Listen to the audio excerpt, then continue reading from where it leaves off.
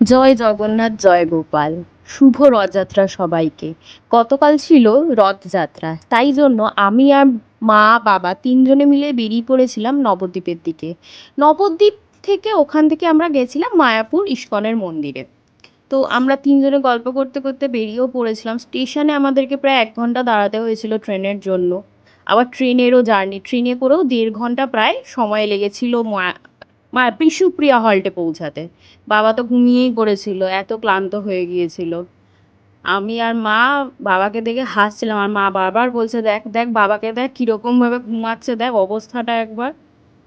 আর কি করব, এতক্ষণের জার্নি, স্বাভাবিক ব্যাপার, সবারই ঘুম পেয়ে যায়, সবারই তো বয়স হচ্ছে, তাই না?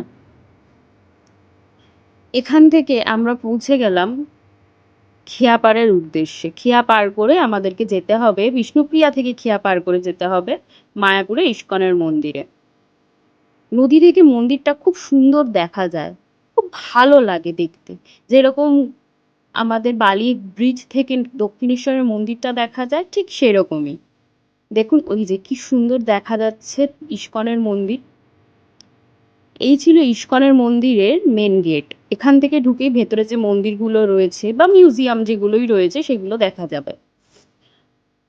আর এইটা ছিল খাবারের লাইন। কালকে তো রথযাত্রা হিসাবে প্রচুর মানুষের ভিড় এখানে হয়েছিল, আমরাও যাচ্ছিলাম খাবারের লাইনে। প্রায় এই জায়গাটা দেখছেন 10 পাক ঘুরে গিয়ে আমাদের খেতে বসতে হয়েছিল। আলটিমেটলি আমরা খাবারের জায়গায় পৌঁছাতে পেরেছিলাম প্রায় 1.5 ঘন্টা লাইনে দাঁড়িয়ে। সেই নিয়ে বাবা মায়ের কিছু বক্তব্যও ছিল, শুনুন বাবা মা কি বলছে।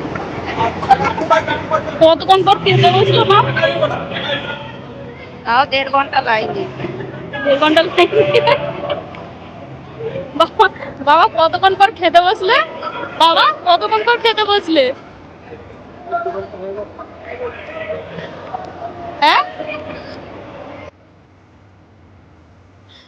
কি সুন্দর না খাবার দাবার ব্যবস্থা, জল দিচ্ছিল, তারপরে এসেছিল ভাত। বাদ বাকিগুলো আর তোলার সময় পায়নি। তারপরে খাওয়া শেষ করে আমরা যাচ্ছিলাম মন্দিরের দিকে, ইস্কনের মন্দিরে। এখানে তো ফোন নিয়ে ঢুকতে দেয় না, কোনো মন্দিরে ঢুকতে দেয় না। একদিকে ভালোই করে, তাহলে মানুষ যেখানেই পারবে সেখানেই ছবি তুলতে দাঁড়িয়ে যাবে। সেটা শুধু মানুষ বলে, সেটা সবার ক্ষেত্রেই, আমারও, যে কোনো মানুষের। আর এটা ছিল এক সমাধির ক্ষেত্র, বিশাল বড় আর খুব সুন্দর।